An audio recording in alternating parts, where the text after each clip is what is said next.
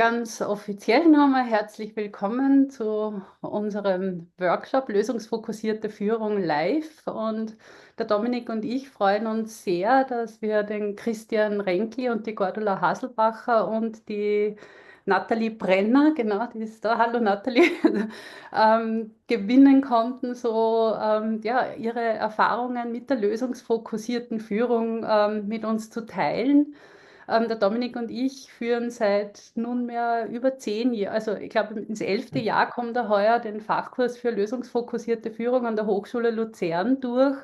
Und der Christian, die Gordula und die Nathalie haben genau diesen Fachkurs mit uns gemacht und sind da so sehr vertieft nochmal in die Lösungsfokussierung eingetaucht. Und jetzt aber auch schon ist eine Zeit her, dass sie den Fachkurs abgeschlossen haben, aber sind noch immer dran mit der Lösungsfokussierung und da genau, freuen wir uns heute, Ihnen die Bühne zu geben, sodass wir da miteinander und voneinander lernen dürfen.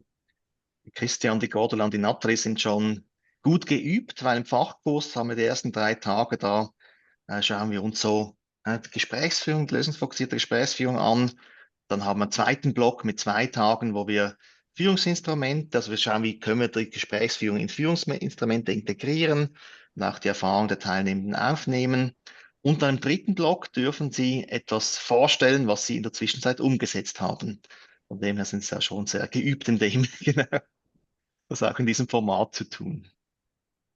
Genau, und wir wollten noch kurz so, um das auch, was wir machen, noch mal zu rahmen, noch unser Entwicklungsradar für lösungsfokussierte Führung teilen und vorstellen und da vielleicht mal so einzuladen, das anzuschauen. Ich teile es gerade im Chat. So, wenn ihr jetzt dann so diesen Geschichten zuhört, die jetzt dann der Christian, die Nathalie und die Gordula mit uns teilen werden, einmal so vielleicht beobachten, wenn das ein nützlicher Beobachtungsfokus ist, ähm, was für Elemente ihr da in ihren Geschichten aus diesem Entwicklungsradar entdeckt. Und das, Genau, wir haben vor rund ja, etwa 10 Jahren eine Entdeckung gemacht. Wir haben eine Umfrage gemacht weltweit bei lösungsfokussierten Führungskräften und haben da gemerkt, dass die uns ganz viele Geschichten aus dem Alltag erzählen und ganz wenige aus so klassischen 1:1 Coaching-Situationen. Und wir haben da 65 Geschichten zurückbekommen. 2 davon waren klassische Coaching-Geschichten, 1:1 Gespräch mit Mitarbeitenden und alle anderen, die 63 anderen waren so kurze Interventionen im Alltag. Das hat uns dann dazu geführt, nicht mehr von Coaching als Führungskompetenz zu sprechen oder lösungsfokussiertes Coaching als Führungskompetenz oder damals war so die Führungskraft als Coach-Thema, sondern wirklich von lösungsfokussierter Führung. Also wie können wir die lösungsfokussierten Elemente in die Führung integrieren? und aus dem heraus ist eben dieses Entwicklungsradar entstanden. Wir haben es auf der ersten Seite stehen so die Beschreibungen dazu, was wir so unter diesen jeweiligen Punkten verstehen. Und auf der zweiten Seite ist so ein Kreis abgebildet und da ist so, also gibt es ganz viele verschiedene Varianten, wie man mit dem arbeiten kann. Eine Variante, die uns viel Spaß und Freude macht, die wir im Fachkurs immer wieder rausgenommen haben, ist das als Multiskalierung zu nutzen. Darum haben wir da in der Mitte die 1, da oben die 10 und sie auch immer wieder zu fragen bei den jeweiligen Aspekten, wo steht er gerade auf einer Skala von 1 bis 10. Wir machen es dann gern so, einmal zu schauen, welcher Aspekt habe ich gerade vielleicht die meiste Lust oder habe ich das Gefühl, wenn ich da an dem jetzt in nächster Zeit dranbleibe, könnte es besonders nützlich sein, dran zu bleiben. Dann mal schauen, was macht es aus, dass ich da bereits bei, und jetzt sage gezielte ko-konstruktive Gesprächsführung und ich sage, ich bin auf der 5. Was macht es aus, dass ich schon auf der 5 bin? Woran könnt ihr in nächster Zeit erkennen, dass ich einen kleinen Schritt weiter bin? Und was für Auswirkungen hat es dann vielleicht auch auf die anderen Bereiche auf der Skala? Es ist so eine Variante also in der Mhm. Form, wir mit dem wir immer wieder arbeiten. Und oben eben, wie gesagt, so die so Beschreibungen, was wir unter den einzelnen Mhm. Aspekten auch verstehen. Eine spannende Sache auch. Wir haben das vor eben rund 10 Jahren begonnen zu entwickeln und haben dort die Erkenntnisse aus der Studie einfließen lassen und haben auch was waren es, etwa 300 Fallstudien, wo Lösungsfokus irgendwo in der Führung einen Unterschied gemacht hat, einbezogen und hatten mal eine Variante. Und jetzt merken wir, dass natürlich dass etwas ist, was dynamisch, was ständig, was lebt. Nicht nur, weil wir uns auch weiterentwickeln, wir unseren Fokus auch weiterentwickeln, sondern auch, weil sich ja Lösungsfokus ja, seit rund 45 Jahren ständig verändert. Und das macht uns eine große Freude, da auch so ja, das auch lebendig zu halten. Das heißt, wenn ihr schon mal so eine Variante gesehen habt, wir haben das ja auch schon publiziert oder vielleicht den Kurs oder Workshop mal gesehen habt, könnte es sein, dass es eine andere Variante ist, wie die aktuell der Stand unseres aktuellen Missverständnisses ist. Genau, und für alle, die neu dazugekommen sind, gebe ich es gerade noch mal in den Chat und Mhm. die anderen haben es ja schon. Genau, das ist natürlich dieser Workshop nicht über uns und den Fachkurs, sondern wir möchten ganz gezielt, ja, die Führungskräfte, also wir haben ja oft, einen Kurs leiten, kann man ja glauben oder nicht glauben. Wenn Führungskräfte das tatsächlich dann umsetzen, dann genau wird natürlich die Glaubwürdigkeit auch höher und auch natürlich der Alltagsnutzen. Weil in der Theorie ist ja alles schön und recht und in der Praxis zeigt sich ja dann, hey, wie machen wir das ganz konkret? Und vielleicht so, bevor wir reintauchen, Cordula, Nathalie, Christian, könnt ihr ganz kurz in ein, zwei Sätzen noch mal so was sagen zu eurem Hintergrund, also was, wo ihr führt sozusagen, dass so, dann wir das so ein bisschen im Kontext auch verortet haben, weil das ist, freut uns jetzt natürlich auch sehr, dass wir so aus verschiedenen Bereichen nochmal ja, drei Leute, drei Führungskräfte da haben dürfen. Wer auch immer beginnen mag, kurz, genau. Gordula, du bist das so genau, der kann da auch noch genau anmuten, bitte. Super, danke. Kannst du kurz noch sagen, so genau ein, zwei Sätze zu deiner Okay, soll ich Führungsfunktion? starten? Genau so, ja, genau, einfach Okay. ganz kurz, genau, das wäre Ja, super, danke. ja, genau. Ähm, Ich arbeite in der Stadt Luzern für die Mütter-Väter-Beratung. Das ist eine Elternberatungsstelle.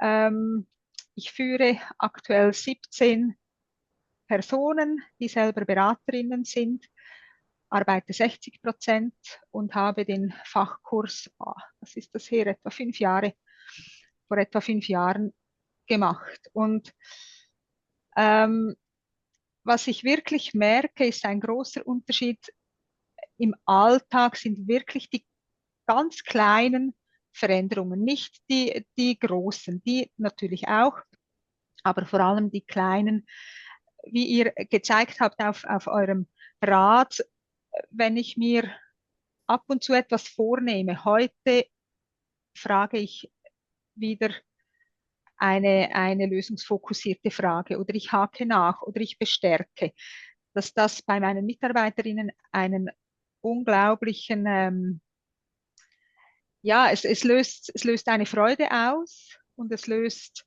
auch Stolz aus auf ihre Arbeit, auf ihre Leistung. Und man denkt immer, man hat ja nicht so viel gemacht, aber diese kleinen Momente sind extrem hilfreich und auch in der Elternarbeit ähm, können viele das dann auch übernehmen und die Eltern so bestärken und das geht weiter an die Kinder. Auch mit den Kindern kann man lösungsfokussiert arbeiten oder mit ihnen sprechen in dieser ähm, Philosophie. Und ich finde das spannend auch zu sehen in den Gesichtern im Team, wenn wir etwas Kleines veranstalten, wie die Stimmung umschlägt und wie die Gesichter zu blühen beginnen, obwohl gar nicht so viel von außen betrachtet, vielleicht gar nicht so viel Effort nötig war. Zum Beispiel treffen wir uns immer am Morgen. Wir kommen alle aus der Pflege und da ist man sich gewohnt, am Morgen einen Rapport zu haben. Und das haben wir weiter geführt und treffen uns am Morgen. Und oft mache ich einen kleinen Start. Das ist, weiß nicht, ob ihr das lesen könnt, bin ich zu nah. Das ist von eurem Kartenset Ping-Pong des Funktionierenden. Da gibt es 2, 3 Fragen, die man stellen kann und man wirft sich gegenseitig einen Ball zu. Und das sind Fragen wie, worauf bist du stolz? Was ist dir letzte Woche gut gelungen? Was zeichnet dich aus? Was schätzen andere an dir? Da kann man auch variieren. Und ich habe das, jetzt mache ich das schon ein paar Jahre und es ist spannend, wie am Anfang gewisse Mitarbeiterinnen Mühe haben, darauf eine Antwort zu geben und sich scheuen, etwas zu sagen. Und heute geht das bei den meisten relativ locker. Und das ist ein enormer Erfolg, finde ich, der sehr für den Lösungsfokus spricht. Ja. Schön, danke vielmals, Cordula. Na, du bist schon so richtig reingetaucht jetzt. Vielleicht können wir gerade so weitermachen. Nathalie, ich habe die gerade rechts von der Cordula, genau. Ist gut, wenn du weitermachst oder anschließt, genau. Ja, also mein Name ist Nathalie Brenner. Ich bin in einem ganz anderen Bereich tätig, auch im Sozialen, aber in der Kinder- und Jugendhilfe, bin dort als Leiterin einer Jugendhilfeeinrichtung tätig und genau, wir sind ein bisschen mehr Menschen. Wir sind um die 220. Ich führe natürlich nicht mit allen immer Gespräche, das würde ich gar nicht schaffen. Und von dem her haben wir wie so eine, ja, trotz flacher Hierarchie noch so eine Zwischenebene drin, mit denen ich regelmäßig in Konferenzen sitze. Und die Besonderheit bei mir ist, dass ich in eine Einrichtung gekommen bin, die schon lösungsorientiert, heißt es bei uns, arbeitet. Das heißt, ich kam quasi als Nichtwissende sozusagen rein, so wie das im Lösungsorientierten auch gedacht ist, und hatte einen ganzen Haufen Menschen, die damit schon viele Jahre gearbeitet haben. Und habe dann den Fachkurs 2023 gemacht, ziemlich kurz nachdem ich angefangen habe in der Einrichtung.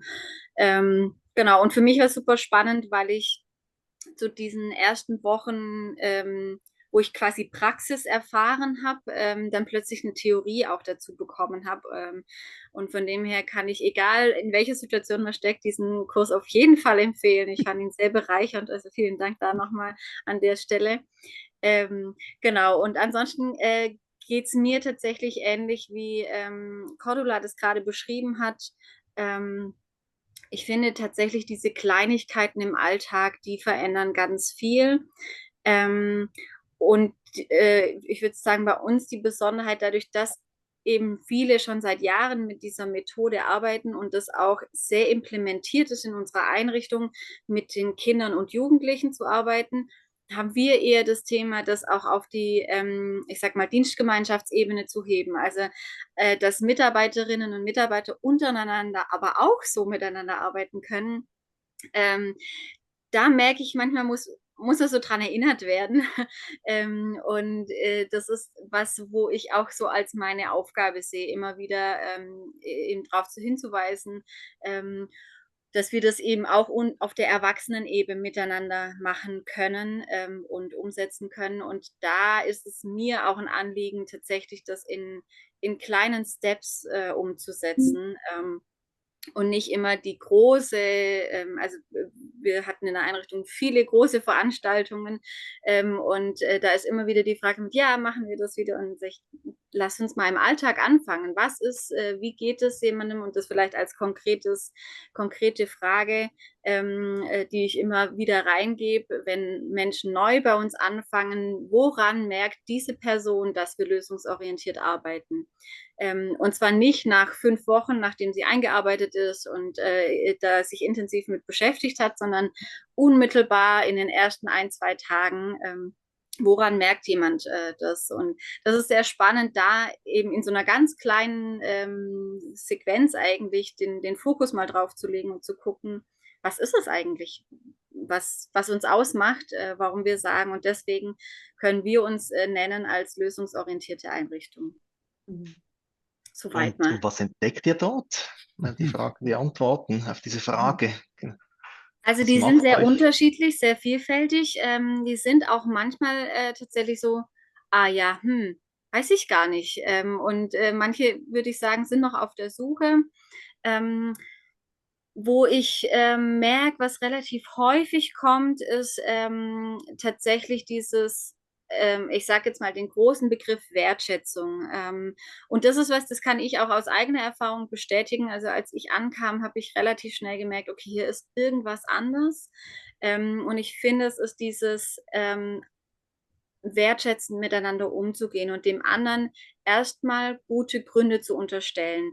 Ich merke im Alltag tatsächlich als Leitung manchmal, ich habe manchmal das Gefühl, bei mir kommt so das an, was nicht läuft. Und da gibt es natürlich manchmal auch Spannungen und dann sitze ich tatsächlich manchmal auch da und denke, liebe Leute, unterstellt mir doch bitte auch gute Gründe. Und da merke ich so, das sind eben diese Mitarbeiterebene, da hapert es manchmal oder da hilft es manchmal nochmal darauf hinzuweisen. Aber das sind Dinge, wo sie vor allem in Bezug auf Kinder, das merkt man ganz oft. Und das ist tatsächlich eine Frage, die häufig kommt, eben auf Wertschätzung drauf zu achten und dass das auch geäußert wird. Und eben auch einfach den Blick aufs Gelingende. Also ich sage jetzt einfach, das ist es nicht, aber das sind die zwei, ich würde sagen, häufigsten Punkte, die benannt werden. Mhm. Mhm. Ja, und ich weiß nicht, habt ihr die 50-Plus-Regel noch im Unternehmen, Nathalie? Vielleicht kannst du da noch kurz was dazu sagen, genau. Ja, also das ist sehr spannend, weil ich kenne diese 50-Plus-Regelung, bin ja aber eine von den, jetzt nicht mehr ganz neu, aber im Gesamtkontext eher die neueren. Und ich merke manchmal, dass ich denke, hä, aber wir haben doch die 50-Plus-Regel und manche Alterfahrenen, die gar nicht anwenden. Und das ist super spannend, da nochmal so, aber was ist mit der Regel? Also die Frage ist, was ist das denn für eine Regel? Hat nichts Die mit 50 Alter zu tun, oder? Genau, die 50-Plus-Regel besagt, dass wir sagen, wir gucken eben nicht auf ausschließlich Dinge, also vielleicht muss man anders anfangen. Jugendhilfe ist ja so, sind junge Menschen, die bei uns landen, weil die in anderen Systemen nicht gut aufgehoben sind, weil die Probleme haben. Eigentlich immer alles dreht sich um alles, was eben nicht funktioniert. Und sie sind in der Jugendhilfe mit Zielen. Und es ist immer die Idee, dass sich da was entwickelt. Und ich merke, wir sind in der Gesellschaft, ich vergleiche es gerne mit der Tagesschau, wir sind so in den negativen Dingen und was alles Dramatisches passiert. Und das ist in der Jugendhilfe auch so, dass man auf das guckt, was eigentlich nicht funktioniert. Und die Idee mit dieser 50-Plus-Regel ist zu sagen, wir machen mindestens die Hälfte von einem Bericht oder so sind Dinge, die einfach gut gelingen, die schon erfolgreich waren, wo wir schon Ziele erreicht haben, wo die Kids Schritte gegangen sind oder aber auch, wenn noch keine Schritte gegangen sind, wo man sagt, das ist schon da. Also es ist nicht nur das, was quasi erreicht wurde, sondern auch das, was schon vorhanden ist. Und da tatsächlich 50 plus heißt mehr als die Hälfte. Und das ist gerade in der Jugendhilfe manchmal nicht so einfach, weil die Jugendhilfe einen anderen Fokus hat. Und ich finde, da hilft die Regel tatsächlich, um nochmal zu gucken, was eigentlich schon alles da ist. Und ich finde, das ist immer erstaunlich viel. Ja. Und beeindruckend viel, wenn man bedenkt, aus welchen Geschichten die Kinder kommen. Dankeschön. Christian, darf ich Mhm. genau dir mal so das Wort weitergeben? Vielleicht kannst du noch mal kurz im Führungskontext genau was sagen und dann. Ja, also ich habe gerne zugehört jetzt auch und habe realisiert, meine Situation beruflich ist eine etwas andere. Also ich bin Kommunikationsverantwortlicher der Gerichte im Kanton Luzern und bin eigentlich so eher im Stab, eigentlich als Stabsmitarbeiter und habe keine Mitarbeitenden, die ich führe. Ich glaube, wo für mich dann doch die Führung irgendwie ins Spiel kommt, ist, wo ich natürlich oft die Führungskräfte unterstütze und mit oder Konzepte erarbeite oder sie in der Kommunikation unterstütze und natürlich in meiner eigenen Interaktion täglich in den Projekten, in den Dingen, die ich beackere, da probiere ich das natürlich schon einzusetzen auch und da gibt es auch doch tolle Dinge oder tolle, ja, kleine Dinge, Konzepte, die man vielleicht zukunftsorientiert macht. Wir haben so einen Geschäftsbericht jetzt, wir haben, glaube ich, die 9. Ausgabe, wo auch natürlich die Zukunft eine Rolle spielen soll. Ja, also einfach etwas, ich probiere diesen Fokus einzubringen, bin aber natürlich nicht in einer Organisation, die so mit Lösungsfokus geimpft ist, oder? Die Justiz ist auf dem Weg vielleicht dazu. Aber je nach, ich finde immer auch wieder eigentlich interessante Partnerinnen, Partner bei mir in der Organisation, die eigentlich einen ähnlichen Fokus verfolgen. Ja. Hm. Du hast so vorher im Vorgespräch gesagt, so, dass eine der größten Herausforderungen so mitunter auch ist, die Lösungsfokussierung für dich selber Mhm. anzuwenden. Kannst du da noch ein bisschen was dazu sagen? Nur so. Ja, ja, ja, also wie es halt ist im Leben, denke ich, also bei den anderen, oder mir geht es so oft, habe ich ja den Eindruck, ja, oder dem anderen kann man vielleicht auch anders zuhören als sich selber. Und da fehlt doch manchmal, also man ist sich halt sehr nahe oder ich bin mir nahe natürlich. Und da in meinen Dingen, in meinen Themen, da so mit Lösungsfokus unterwegs zu sein, das finde ich anspruchsvoll. Also dann, ja, ich hadere dann auch mal mit etwas oder stecke irgendwie fest mit Dingen, die ich nicht ändern kann und grüble da herum. Ja, das finde ich echt anspruchsvoll. Und ich möchte eigentlich, also ich habe einfach die Erfahrung gemacht, dass natürlich mit Lösungsfokus zu leben und es ist einfach sehr viel angenehmer und ein anderes Energieniveau. Und ja, es läuft einfach besser und Mhm. das wäre schon mein Ziel für mich. Ja. Mhm. Jetzt hast du ja auch noch, ja, das kann man fast nicht sagen daneben, weil es ein Großteil ist, auch noch eine andere Führungsaufgabe. Und mit meinem Bist ja Chor, ja, ja, genau. Chorleiter, genau, und dort Ja. hast du uns ja auch schon mal eingeladen, so ein Mhm. Best-Team zu machen. Ja, wie fließt dort Lösungsfokus ein? Ja, dort ist es ist ganz, wenn ich darüber nachdenke, dort ist es recht anders, die Situation jetzt als beim Gericht, weil dort gestalte ich diese Prozesse recht stark. Ich bin Chorleiter, oder? Also arbeite als Chorleiter und da auch irgendwie kann ich natürlich viel mehr auch, glaube ich, die Atmosphäre beeinflussen.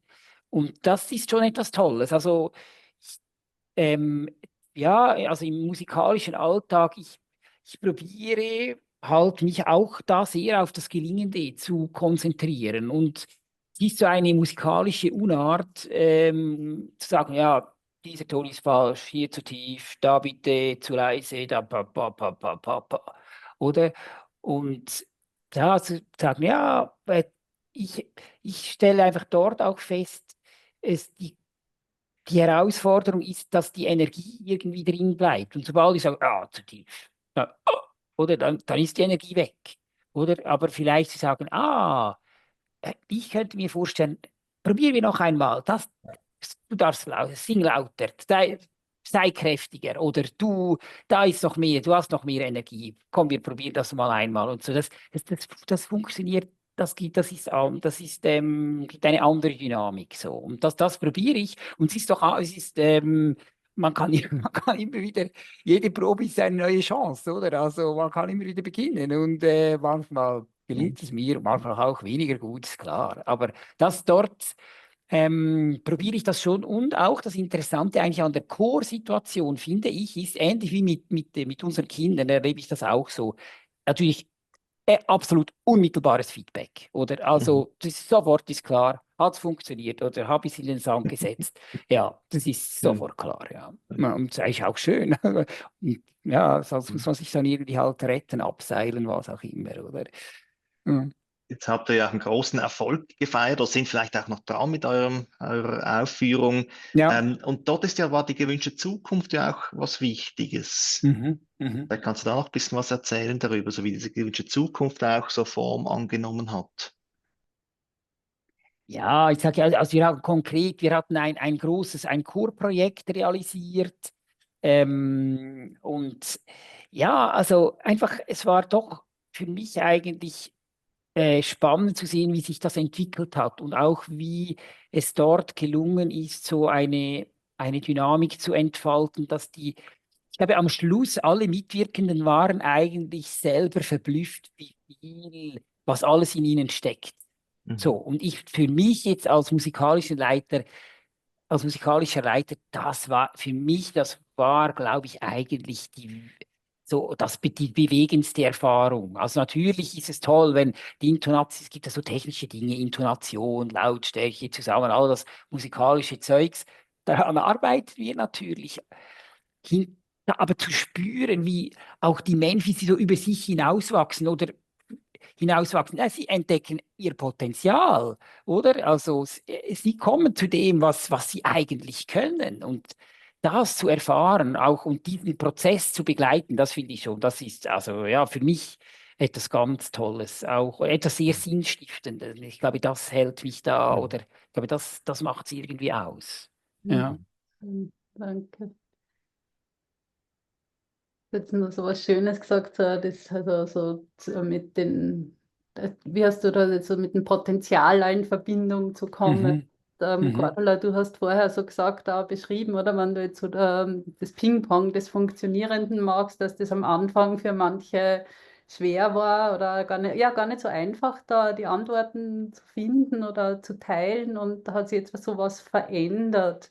Es würde mich wundern nehmen, wenn ich dich noch einmal fragen darf, was für einen Beitrag hast du da dazu geleistet, dass das auch möglich wird, in diesen kleinen Interaktionen mehr Antworten zu bekommen? Und Ja, ich glaube schon eine gewisse Hartnäckigkeit und Überzeugung, dass das funktioniert.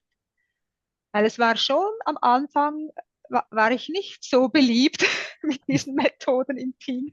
Einige haben schon die Augen verdreht und ich weiß, eine Mitarbeiterin, die hatte so Mühe und sie hat jedes Mal, hat sie wirklich sich an den Kopf gefasst und wahrscheinlich gedacht, oh Mann, hey, warum kommt die jetzt wieder mit dem doofen Zeug? Und letztes Mal habe ich es wieder gemacht und gesagt im Spaß, das ist Andreas Lieblingsspiel. Und sie hat so gelacht und hat Mhm. problemlos ähm, ihre Antworten gegeben auf die Fragen und mit so viel Freude auch hatte ich das Gefühl und so viel Lust. Und das war so eine schöne Stimmung, auch zu merken, auch ihr Prozess und der Prozess des gesamten Teams. Und ich glaube schon, ja, wirklich die Hartnäckigkeit und immer wieder auch etwas auszuprobieren und wieder zu machen. Und da bin ich sicher auch gesegnet mit einem Team, die machen alles mit. Und das ist wirklich toll. Mit denen kann man Sachen ausprobieren. Manchmal funktioniert es nicht, aber sie sind dabei und ja, machen wirklich mit. Und du hast es in dem Chat getan, diese Karten von euch. So das Kartenset, das ist mir eine enorme Hilfe im Alltag. Ich mache ja ein bisschen Werbung, aber es ist wirklich so. Ich hole das so viel heraus, blättere es durch und denke, ja genau, heute oder an der nächsten Sitzung nutze ich das oder abgewandelt oder ach stimmt, das könnte ich wieder einmal ausprobieren. Ich glaube, es ist wirklich die Hartnäckigkeit und die Überzeugung, dass es funktioniert und auch, was ich wirklich angefangen habe, ich weiß nicht, ob ihr euch erinnert, als ich die Transferarbeit im Kurs, habe ich einen Adventskalender gemacht für mein Team. Und das war wirklich eine sehr berührende Erfahrung für mich. Ich habe ja für jede Mitarbeiterin ein paar Komplimente geschrieben in diesem Adventskalender und habe sie dazu aufgefordert, sich gegenseitig auch, was schätze ich an dir, was gefällt mir besonders und solche Dinge sich gegenseitig zu schreiben. Und das war für 17 Leute, muss ich das schreiben und es gibt natürlich immer solche Mitarbeiterinnen, da fällt einem das ein bisschen leichter und andere, da habe ich wirklich gedacht, was habe ich mir da aufgebürdet und dann zu merken, wie das mit der Zeit, einfach mit dem Dransein, mit dem Eintauchen in diesen Blick auch auf die Mitarbeiterinnen, auch die, die manchmal ja eine Herausforderung sind, zu merken, wie das zu fließen beginnt und wie viel ich schreiben könnte für jede Mitarbeiterin. Und das hat mich sehr berührt, weil das wirklich auch so etwas Schönes ist, auf diese Beziehungsebene zu kommen, dass das funktioniert, wenn man sich hineingibt. Und das mache ich 1 bis 2 Mal im Jahr. Und ich glaube, das schätzen die Mitarbeiterinnen sehr. Und Nathalie, du hast es vorhin gesagt, ich versuche das auch nach oben zu machen gegenüber meiner Chefin, weil ich selber auch merke, man bekommt in unserer Position nicht so viele Rückmeldungen, außer es funktioniert nicht. Und das ist mir ein Anliegen, dass ich das nach oben, da kann ich ja etwas verändern, dass ich das nach oben auch mache oder auf der gleichen Ebene gegenüber anderen Menschen, mit denen ich zusammenarbeite, weil ich denke, jeder von uns hat das Recht und jedem tut es gut, auch solche Dinge zu hören und hier hinein oder mitgeholt, abgeholt zu werden in diesem Lösungsfokus. Ich finde das noch schön, also wie ihr das jetzt beide so ansprecht, oder also diese, ja, also den Unterschied zum einen, den es macht, die guten Gründe zu sehen oder auch das, was man wirklich schätzt an der anderen Person und wie man das trainieren kann. Und das andere auch so, oder in der Führung kommen halt viele Mitarbeitende genau dann, wenn es nicht mehr gut läuft, oder? Das ist ja ein Teil von Führung, oder?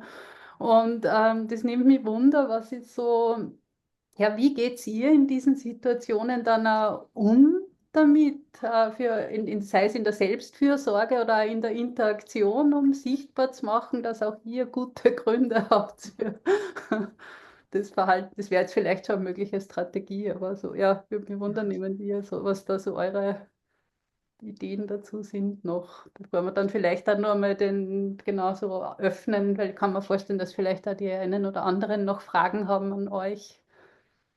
Genau. Also ich kann ja mal so ein paar Sachen sagen, wie ich das versuche.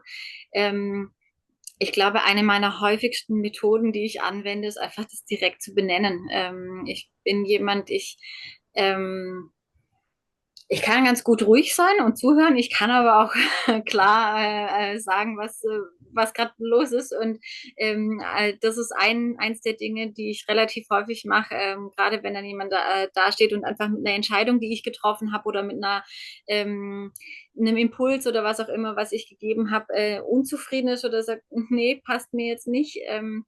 Und es ist ja dann selten dieses, okay, was ist der Grund, warum du es machst, sondern eher so, nee, finde ich aber jetzt doof. Und dann das tatsächlich auch zu benennen und klar zu sagen, also ich äußere das dann so und sage, naja, also eigentlich würde ich mal hoffen, dass du mir gute Gründe unterstellst. Ich kann sie dir gerne sagen und das ist, also vorher auch der Bezug war zu Kindern, das ist was ich auch mit meinen eigenen Kindern so als tatsächlich schon vor dem Kurs, aber jetzt hat es mich nochmal so bestätigt, als Grundhaltung hatte, dass wenn Kinder fragen, warum ich was mache und ich es nicht erklären kann, dann ist es nicht richtig. Dann muss ich was anderes mir überlegen. Also wenn ich keine guten Gründe habe, dann ist es auch keine gute Lösung. Und das ist also eins der häufigsten Dinge, die ich tatsächlich das wirklich konkret benennen. Und gleichzeitig ist aber auch was ich bei mir selber immer wieder versuche klarzumachen. Also ich hatte vielleicht konkretes Beispiel, eine E-Mail bekommen mit einer großen Unzufriedenheit über eine Entscheidung, die getroffen wurde. Und habe ich so gemerkt, ich bin so in so einem Zwiespalt, weil ich auf der einen Seite mich total geärgert habe, weil ich denke, ey, ich habe gute Gründe und es gab auch eine Erklärung dafür, warum es diese Entscheidung so gab. Und gleichzeitig habe ich aber gedacht, das, was ich für mich ja in Anspruch nehme, gilt ja meinem Gegenüber genauso. Auch mein Gegenüber hat gute Gründe, jetzt diese Mail zu schreiben. Und dann mache ich es tatsächlich oft so, wenn das eben nicht im direkten Austausch ist, sondern über Mail, dass ich auch einen Moment warte. Ich tendiere dazu, dann im Kopf Mails zu formulieren und muss das dann aufschreiben, sonst kann ich nicht abschalten. Dann schreibe ich eine Mail und schicke die aber nicht ab. Sondern gehe mit dem Gedanken raus, okay, wie kriege ich es jetzt hin, da das, was ich für mich in Anspruch nehmen möchte, auch meinem Gegenüber zu gewähren und lasse es dann meistens liegen, gehe mit diesem Gedanken raus und dann am nächsten Tag formuliere ich in der Regel dann eine Mail neu, weil ich so ein bisschen raus bin aus der Emotionalität. Und in den allermeisten Situationen versuche ich dann tatsächlich einen Kompromiss zu finden. Ein Kompromiss nicht im Sinne von, für beide ist es scheiße, sondern ein Kompromiss mit, damit sind beide Seiten irgendwie können gut mitgehen. Und was ich auch oft mache, ist das dann in Fragen zu formulieren. Eben nicht zu sagen, so machen wir es jetzt, sondern zu sagen, das wäre mein Vorschlag, ist das was, wo du mitgehen kannst? Gibt es Alternativen? Können wir nochmal gemeinsam drauf gucken? Also da eben in dieses, was ja auch so ein Grundsatz ist, dieses Fragen statt Sagen, immer in dem Rahmen, in dem das natürlich auch möglich ist. Also wenn es so grundsätzlich Entscheidungen gibt, die ich nicht verändern kann, weil sie vielleicht auch mir vorgegeben sind, dann zu sagen, okay, und wie gelingt es uns jetzt in diesem Rahmen, also ich sage immer, der Rahmen muss klar sein und dann kann man innen drin machen, was man will. So. Und wie gelingt es uns da jetzt, eine gute Lösung für uns beide zu finden? Schön, danke. Also für das genau, so das, was wir ja auch so als Rahmen setzen, irgendwo bezeichnen im Entwicklungsradar. Und das ist so eines der Dinge, wo wir immer wieder erleben, dass Führungskräfte, wenn sie Lösungsfokus irgendwie kennenlernen, dann sagen, ja, und darf ich dann überhaupt noch etwas sagen zu meinen Mitarbeitern oder darf ich nur mehr fragen jetzt? Und das ist einfach eine ganz, ja, ich glaube, also wichtige Komponente in dem und einfach auch zu wissen, oder wo setze ich den Rahmen und wo öffne ich aber auch den Dialog dann für ein gemeinsames Unterwegssein. Und das finde ich jetzt eine ganz schöne Beschreibung von dem oder also wie du das lebst. Ja, danke. Cordula, Vielleicht, Christian, genau, aha, ja. ja, mir ist, also ja, danke dafür. Und mir ist so durch den Kopf gegangen, eben das Fragen stellen. Ich bin ja, Kommunikation ist so eigentlich eher für den Kommunikationsteil so mein Beruf. Und ich stelle doch auch oft fest, dass halt, ja, es gibt, ja, unsere Kommunikation besteht aus Missverständnissen und oft ja, dann genau nachzufragen, das habe ich mir schon auch so, ja, das glaube ich, das probiere ich auch, vor allem in Momenten vor Irritation. Das ist ja eigentlich der interessante Moment. Ich bin irritiert und dann aber auch die Geduld zu haben, klar nachzufragen, was meinst du damit? Oder sprechen wir vom selben? Was meinst du genau damit? Oft viele Dinge, also viele Schwierigkeiten entstehen auch bei wirklichen Missverständnissen. Und natürlich an gewissen Punkten gibt es dann auch unterschiedliche Einschätzungen, Bedürfnisse, das gibt es auch.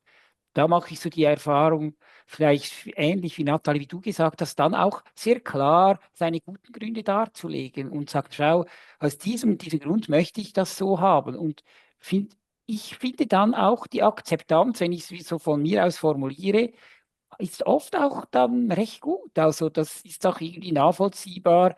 Und ja, diese beiden Aspekte sind ich. Fragen stellen, herausfinden, sprechen wir vom selben. Und da, wo es dann wirklich um unterschiedliche Bedürfnisse, Interessen unter Umständen auch geht, halt sie dann sehr klar benennen. Und ja, damit mache ich eigentlich gute Erfahrungen. Danke. Cordula, hast du noch ergänzende Gedanken? Genau. Ja, ich bin total einverstanden mit dem, was Nathalie und Christian gesagt haben, auch absolut. Ich glaube auch, die eigene Haltung ist wichtig. Warum entscheide ich etwas? Und ich finde es auch hilfreich, das ist nicht immer einfach, aber hilfreich zu reflektieren, warum ärgert mich jetzt ein Widerstand oder eine Rückfrage oder eine Unzufriedenheit von jemandem oder einer Mitarbeiterin, warum ärgert mich das jetzt so? Warum kann ich nicht gelassen bleiben, neutral umgehen? Und oft hat es ja dann ganz andere Gründe, als eigentlich mit dem Thema etwas zu tun. Und das ist eine Herausforderung, das gelingt mir nicht immer, aber ich versuche das auch immer wieder im Gespräch mit meinen Kolleginnen auch herauszufinden. Das ist das Schöne, wenn man ein Team ist. Da sind nicht immer alle gleich in der Befindlichkeit betroffen, wenn es zu ja, Widrigkeiten kommt. Und das ist ein Vorteil. Dann können einem die anderen ein bisschen herausholen und man kann sagen, ja, du hast recht, da bin ich einfach persönlich beleidigt und kann versuchen, mich da darüber zu stellen und das anzupassen. Ja, und ich finde es auch wichtig, was du gesagt hast, Dominik, es ist nicht im Lösungsfokus verboten oder nicht mehr möglich, auch Schwierigkeiten anzusprechen oder ähm, Leistung zu fordern. Das ist ein sehr wichtiger Teil, aber man kann es anders machen, dass kein Gesichtsverlust nötig ist von der Mitarbeiterin oder von mir und dass man das gemeinsame Ziel und die gemeinsame Vision im Fokus hat und nicht ich will das und du willst das und wir sind irgendwo Gegner, sondern wir haben ganz klar ein gemeinsames Ziel und das ist bei uns, dass wir ein gutes Angebot für die Eltern haben zum Beispiel und wie kommen wir dahin und ich sehe das und das, da bist du auf dem richtigen Weg und hier erwarte ich noch das und ich bin zuversichtlich, dass das gelingt, weil da und da ist Unterstützung oder Fähigkeiten vorhanden. Und das erlebe ich als sehr etwas vom Wertvollsten, diese auch schwierigen Gespräche mit Lösungsfokus wirklich ganz bewusst zu gestalten. Ja. Das ist ja auch was, was wir im Entwicklungsradar drin haben, also sprich gezielt auch nicht funktionierendes an, aber eben als Ausgangspunkt für gewünschte Veränderungen. Also das ist ja ganz oft so, dass irgendwo so ja, etwas, was jetzt nicht so läuft, wie wir es gerne möchten, entsprechend auch eben Ausgangspunkt ist. Und viele, die Lösungsfokus ja kennenlernen, die haben ja dann oft das Gefühl, ja, man darf gar nichts Negatives ansprechen. Obwohl das ja ganz, also wenn man so die Entstehungsgeschichte anschaut von Lösungsfokus 1978 oder 80, die schwierigsten Fälle haben die am BFTC dort bekommen und das war halt einfach negativ, war nicht gut.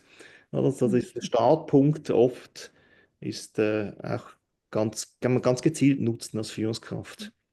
Das Mir ist zweite jetzt auch ist vielleicht so beim Zuhören gerade noch in den Sinn kommen, oder? Und jetzt, wir feiern ja morgen den lösungsfokussierten Welttag und Ausgangspunkt da von dieser Feier war ein Artikel vom Steve DeShazer, The Death of Resistance. Und ebenso anstatt von Widerstand, von Resistance, Kooperation oder Kooperieren zu sehen, macht halt einfach einen ganz großen Unterschied. Und das ist schön, wie du das jetzt da beschrieben hast. Ich teile da gerne nur einen Artikel, den wir da dazu geschrieben haben, beziehungsweise auf unserer Webseite gibt es auch noch mal also den Artikel auf Englisch, auf Essay von Tour.com und genau, gebe den gerade noch rein. Ja, was mich schön dünkt, ist, dass so bei euch allen dreien schön rauskommt, dass Lösungsfokus nicht eine einmalige Geschichte ist, sondern wirklich eine kontinuierliche Praxis, wo wir im Alltag dran sind, dranbleiben, vielleicht wieder mal, wie das schön gesagt hast, Gordler, wieder mal ein bisschen weglegen und dann wieder mal erinnert werden daran. Für vieles gelingt, einiges gelingt nicht und wir sind ständig dran, in diesem Beziehungsgeflechten, die wir drin sind, da entsprechend eben lösungsfokussiert zu agieren als Führungskräfte. Und das ist natürlich eine ganz andere Ausgangslage wie Lösungsfokus als Coach, als Therapeut, wo ich eine Stunde habe, wo ich mich auch gut vorbereiten kann und dann eine Stunde, wo ich natürlich lösungsfokussiert bin und bleibe. Im Alltag ist das ja, da passiert noch ganz anderes. Und das finde ich schön, dass es auch so rauskommt, dass eine lebendige Praxis im Alltag eben auch ist. Ja, uns wird es jetzt noch Wunder nehmen, so an alle, die jetzt auch zugehört haben, vielleicht nochmal die Gelegenheit zu nutzen, auch ja, die eigene Stimme im Plenum zu hören, zu sagen, was hat euch inspiriert an dem, an den Geschichten, die ihr gehört habt, ja, und da vielleicht so, was könnte es so für euren Alltag bedeuten, was könnt ihr da so mitnehmen? Und das wäre schön, wenn das dann die Cordula, die Nathalie und der Christian auch hören können, genau. Im Sinne einer Ressourcendusche vielleicht, genau. Wenn ich mal starten darf, also ich habe total beeindruckend gefunden, Cordulas dranbleiben, das immer wieder und sich über die erste Reaktion nicht abschrecken zu lassen, sondern noch einen Versuch, und dann hat sie festgestellt, dass es funktioniert hat und dass auch Freude kommt, und das fand ich sehr, sehr beeindruckend.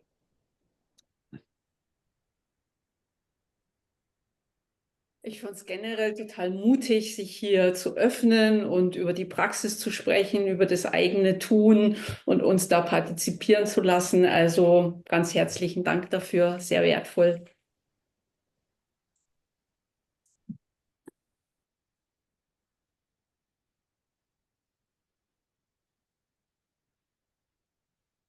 Was noch? Ja, ich möchte mich, ich fange einfach an.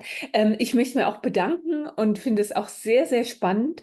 Und ich fand insbesondere auch sehr spannend, dieses dem anderen erstmal gute Gründe zu unterstellen. Also ich muss sagen, das hat mich sehr bewegt und das werde ich mir auch merken. Das finde ich richtig toll. Vielen Dank. Was könnten das, Anja, für dich für einen Unterschied machen? Also so noch mehr gute Gründe zu unterstellen. Dass ich mit einer ganz anderen Haltung an das Gespräch rangehe, denke ich, ne? Ansonsten ist es ja oft so, wenn so Wissenslücken sind, wenn ich nicht genau weiß, warum jemand sich so oder so verhält oder diese oder jene Perspektive hat, dann fülle ich diese Wissenslücken ja oft mit irgendwelchen Fantasien oder Vermutungen. Und daran halte ich so oft fest und plötzlich ist es so eine Wahrheit, ist nur meine subjektive Wahrheit, aber das macht ja was mit mir, ne? Und ich finde das extrem gut zu sagen, ja, ich höre mir das jetzt erstmal wirklich an und sich das auch immer wieder klar zu machen, ne? Mhm. Mhm. Ja. Danke vielmals. Ja, was noch? Ich, Was noch ja, ich kann dazu was beitragen. Ich bin zu spät gekommen, aber ich fand es total, also super spannend, der Adventskalender, die 50, ich mache jetzt mal Buzzwords, Keywords, die 50-Plus-Regelung und auch immer in die Reflexion zu gehen. Warum ärgert mich das jetzt? Das finde ich, wie oft ärgert einen was und man geht dann eben nicht in die Reflexion. Und das spinnt sich ja dann weiter durch den ganzen Tag. Und dann ist kann so ein Tag, der wunderschön ist, eigentlich auch mal so ein bisschen, naja, ist jetzt schade, aber dass man da auch mal guckt, ja, was ist da jetzt hinter? Mhm. Hm. Also vielen Dank für alle Beispiele.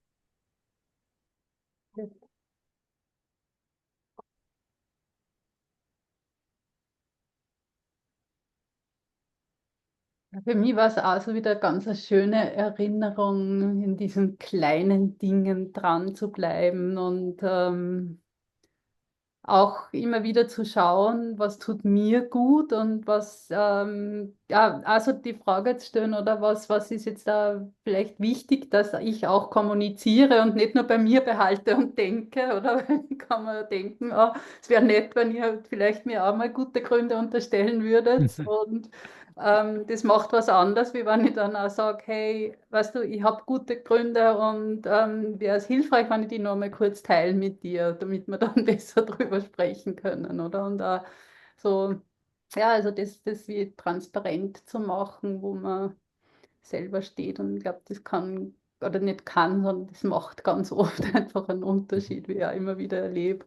Und zwar auch sowohl, und das finde ich noch schön, weil das heute ein paar Mal gefallen ist oder so, oder zum einen im Umgang in den Funktionen in Organisationen, zum anderen aber auch den Unterschied, den es auch macht, wenn man mit Kindern spricht. Und denke so, wenn ich bei meiner Tochter auf das höre, was ihr wichtig ist, oder ihr unterstellt, dass sie sicher sich was Gutes überlegt hat zu dem, was sie da jetzt macht, macht das einfach einen riesengroßen Unterschied. Mhm. Wird vielleicht auch der Dominik profitieren in nächster Zeit davon. Genau, danke. Ja, was mich immer wieder begeistert und auch heute wieder begeistert hat, ist so eine Entdeckung, die wir eben vor rund 10 Jahren gemacht haben, dass Lösungsfokus im Alltag stattfindet von Führungskräften und das auch im Vergleich zum Coaching, wo wir ja dann alles anwenden, mit von der gewünschten Zukunft über das Funktionieren bis zu den nächsten Schritten oder Zeichen für Fortschritt, vielleicht noch Skalierung, alles Mögliche machen, im Alltag sehr viel selektiver ist. Vielleicht mal hier eine Frage zur gewünschten Zukunft stellen, vielleicht hier mal etwas entsprechend highlighten, was funktioniert hat und nicht immer alles machen. Und das fand ich auch sehr schön jetzt hier zu sehen, dass so Alltagsmomente sind, wo einzelne Elemente eben einfließen und gar nicht immer alles sein muss und vielleicht auch gar nicht nützlich ist, sondern sehr selektiv ausgewählt, muss natürlich immer alles auch kennenlernen, aber dann sehr selektiv ausgewählt auch anwenden im Alltag.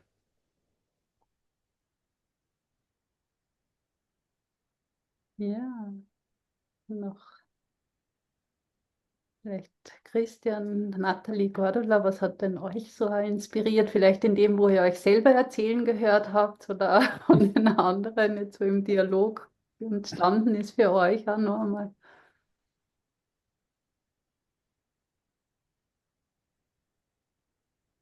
Also ich fange mal an. Ich fand tatsächlich von Christian das Beispiel mit dem Chor sehr inspirierend. Ich selber singe bei uns in der Kirchengemeinde immer mal wieder.